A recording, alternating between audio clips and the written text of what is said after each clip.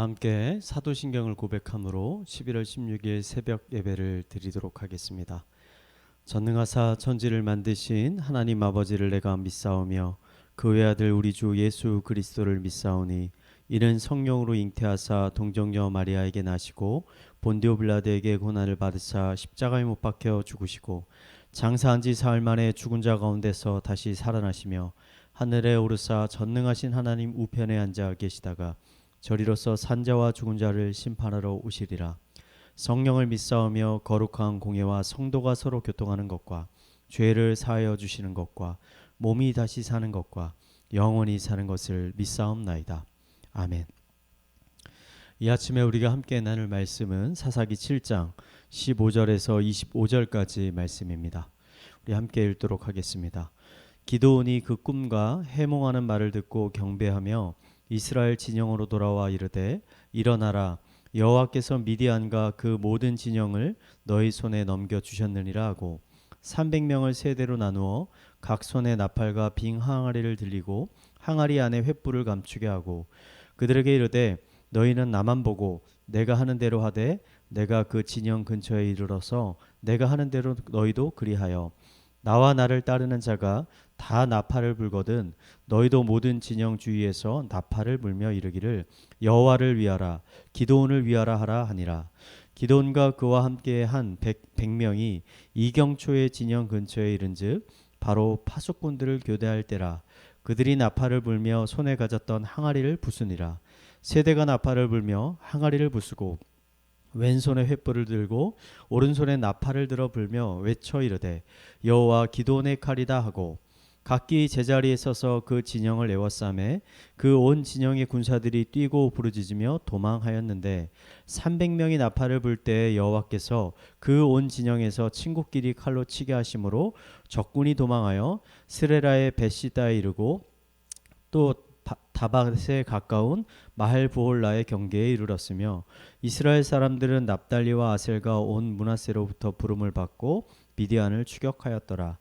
기드온이 사자들을 보내서 에브라임 온 산지로 두루 다니게 하여 이르기를 내려와서 미디안을 치고 그들을 앞질러 벳바라와 요단강에 이르는 수로를 점령하라 하매 이에 에브라임 사람들이 다 모여 벳바라와 요단강에 이르는 수로를 점령하고 또 미디안의 두 방백 오렙과 스앱을 사로잡아 오렙은 오렙 바위에서 죽이고 스앱은 스앱 포도주 틀에서 죽이고 미디안을 추적하였고 오렙과 스앱의 머리를 요단강 건너편에서 기드온에게 가져왔더라. 아멘. 저는 이 기드온과 300용사의 이야기를 읽을 때마다 몇 년 전에 개봉했던 300이라는 영화를 자연스럽게 떠올리게 됩니다. 영화 300은 그리스 도시국가였던 스파르타와 또 이 그리스를 침공해 오는 페르시아 제국 사이에 일어난 이야기들을 모티브로 해서 제작된 영화입니다. 스파르타의 왕이었던 레오니다스는 300명의 군사들과 함께 매우 좁은 협곡에서 수십만 명이 넘는 페르시아 군대에 맞서 용감하게 싸웠습니다. 병사의 숫자는 비교가 되진 않았지만 이 스파르타의 병사는 누구보다도 열심히 또 용감하게 싸웠고 그로 인해서 수십 배가 넘는 군사를 가진 이 페르시아의 군대는 쉽사리 이 협곡을 지날 수가 없었습니다. 하지만 계속되는 이 페르시아의 물량 공세에 결국은 이 레오디나스와 이 300명의 용사는 모두 죽음을 맞이하게 됐습니다. 하지만 그들의 희생은 헛되지 않았습니다. 스파르타의 군대가 협곡에서 이 페르시아의 군대를 막아준 덕에 그리스 국가들은 이 페르시아 제국의 침공에 대비할 시간을 벌 수 있게 됐고 결국은 페르시아의 침공을 막아내게 되었습니다. 이 영화를 본 대부분의 관객들은 이 스파르타 300명의 용사가 보여준 용기 그리고 희생 그것에 큰 감동을 받게 됩니다. 그리고 자연스럽게 인간이 용기를 내면 마음을 굳게 먹으면 열심히 노력하면 이런 위대한 일들을 할 수 있겠구나 하는 생각을 가지게 됩니다.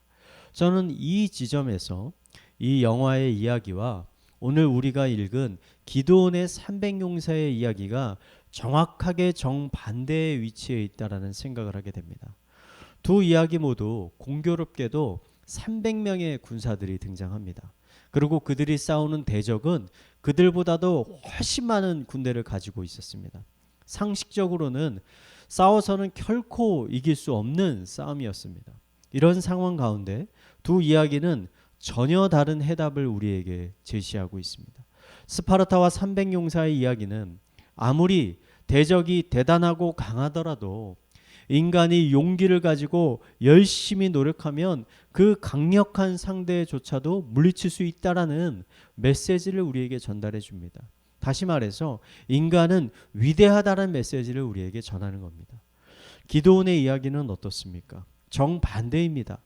기드온과 300용사가 미디안의 10만이 넘는 군대를 물리친 것은 기드온과 병사들의 지혜와 용기가 아니었습니다.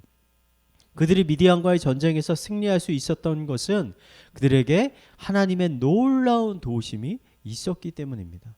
실제로 기드온과 300용사가 오늘 말씀에서 미디안을 물리치는 내용을 살펴보면 기드온과 병사들이 그들이 가진 칼과 창으로 적군을 물리쳤던 것이 아니라 하나님께서 이 미디안 병사들의 마음을 어지럽게 만들어서 그들 스스로 싸우다가 무너지게 되었다는 것을 우리는 발견할 수 있습니다.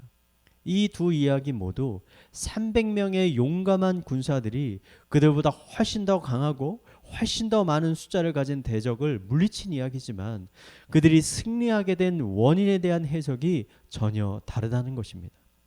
세상은 우리에게 인간은 위대한 존재다. 조금만 더 용기를 가지고 조금만 더 긍정적인 마음을 가지고 조금 더 노력하면 우리는 놀라운 위대한 일들을 해낼 수 있다라고 우리에게 이야기합니다.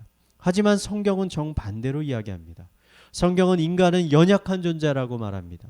그러니 자기 자신을 의지하지 말고 우리를 만드신 천지를 만드신 하나님을 의지하라고 말합니다.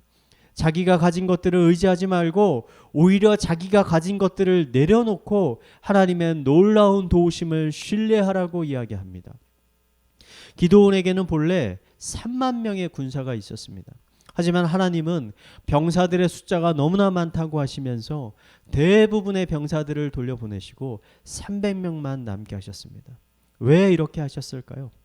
만약 기드온에게 3만 명의 군사가 있었다면 기드온은 하나님을 의지하기보다는 그가 가진 지식과 군사들을 의지했을 것입니다.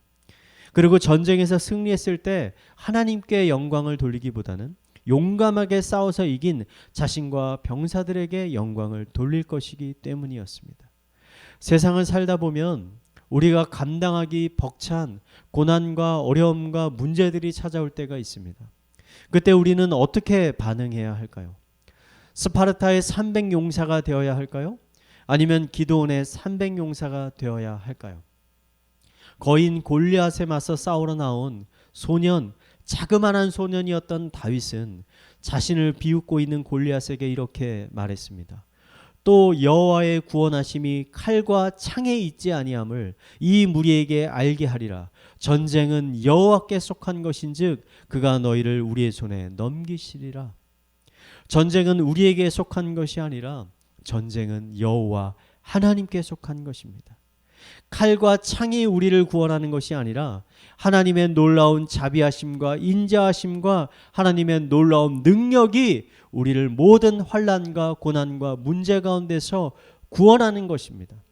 우리가 이 사실을 믿고 고난과 어려움 가운데 나 자신을 바라보지 말고 내가 가진 것들을 의지하는 것이 아니라 모든 것들을 겸손하게 내려놓고 나를 인도하시고 나를 보호하시고 또 나를 구원하시는 하나님만을 우리가 바라볼 때 하나님께서는 분명 우리의 간구를 들으시고 우리의 기도를 들으시고 하나님의 놀라운 구원의 능력을 우리의 삶 가운데 충만하게 부어 주실 것입니다. 우리가 이 아침에 하나님께 기도하며 나아갈 때 이러한 마음으로 나아갔으면 좋겠습니다. 하나님, 기드온과 300용사들의 전쟁 가운데 임재하셨던 것처럼 나의 삶 가운데도 임재하여 주시옵소서. 하나님만을 바라볼 때 내 삶 가운데 놀라운 위대한 일들을 일으켜 주시옵소서. 그로 인해 하나님을 더 깊게 경험하게 하여 주시고 하나님을 찬양케 하여 주시옵소서. 이 시간 이 예배에 함께하는 모든 성도들의 삶 가운데 이런 하나님의 놀라운 구원이 충만하게 부어지기를 마지막으로 축원을 드리겠습니다. 이 시간 우리 말씀을 묵상하며 함께 기도하겠습니다. 모세가 백성에게 이르되 너희는 두려워하지 말고 가만히 서서 여호와께서 오늘 너희를 위하여 행하시는 구원을 보라. 너희가 오늘 본 애굽 사람을 영원히 다시 보지 못하리라. 하나님, 구원이 우리의 능력이 달린 것이 아니라 오직 하나님의 손에 달려 있음을 이 시간 고백합니다. 늘 겸손한 마음을 가지게 하여 주시고 하나님만을 의지하게 하여 주시옵소서. 우리를 위해 하나님께서 행하신 놀라운 일들을 매일매일 매순간 깨닫게 하여 주시고 또 구원과 승리를 주신 하나님을 기쁨으로 찬양케 하여 주시옵소서. 이 시간 우리 기도 제목을 가지고 함께 기도하도록 하겠습니다. 기도하시겠습니다. 하나님 아버지, 이 시간 우리 다윗과 같은 심령으로, 기드온과 같은 심령으로, 모세와 같은 심령으로 주님 앞에 나아갑니다. 전쟁은 우리에게 속한 것이 아니라 하나님께 속한 것입니다. 우리의 삶의 승리는 나의 능력이 아니라 하나님의 능력에 달려 있음을 고백합니다. 하나님께서 우리를 구원하십니다. 하나님께서 우리를 보호해 주십니다. 하나님이 나의 산성이시오, 나의 반석이시오, 나의 구원이심을 이 시간 고백하며 나아가오니 모든 상황 가운데 하나님을 바라보게 하시고 모든 상황 가운데 낙심하지 않고 하나님께서 주시는 희망과 소망과 또 믿음과 평안을 바라보며 나아갈 수 있도록 주님 인도하여 주시옵소서. 또 하나님께서 이미 우리에게 부어주신 그 놀라운 은혜들을 깨닫고 하루하루 하나님을 찬양하며 예배하며 나아가는 자를 낼 수 있게 하여 주시옵소서. 우리 이어서 교회를 위해서 기도하겠습니다. 돌아오는 주일부터 다음 세대 예배가 모두 현장 예배로 전환이 됩니다. 모든 아이들이 함께 모여 예배할 수 있도록 우리 부모님들의 마음과 아이들의 마음을 주님 주장하여 주시옵소서. 아이들과 교사들의 건강과 안전을 지켜주시고 예배하는 가운데 하나님의 은혜가 풍성하게 부어져서 예배 가운데 큰 기쁨과 평안이 흘러넘치게 하여 주시옵소서. 이 시간 우리 다음 세대를 위해서 함께 기도하도록 하겠습니다. 기도하시겠습니다. 하나님 아버지, 다시 우리의 예배가 회복되어지기를 바랍니다. 우리 아이들이, 우리 학생들이 다시 한번 한자리에 모여 한 목소리로 한 마음으로 하나님의 영광을 찬양하고 하나님께 예배하고 하나님께 기도하는 아버지 은혜의 예배들이 회복될 수 있도록 인도하여 주시옵소서. 모든 과정 가운데 하나님께서 오고 가는 안전을 지켜주시고 건강을 지켜주시옵소서. 예배를 준비하는 사역자들 가운데 성령의 충만함을 부어 주셔서 하나님이 주시는 능력으로 하나님이 주시는 마음으로 사역할 수 있도록 인도하여 주시고 우리 교사들의 마음 가운데 아이들을 사랑하는 마음을 허락하여 주셔서 아버지 애끓는 마음으로 이 아이들을 마음에 품고 기도하며 섬길 수 있도록 인도하여 주시옵소서. 우리 마지막으로 가정과 사회와 개인의 기도 제목을 가지고 함께 기도하겠습니다. 기도하시겠습니다. 하나님 아버지,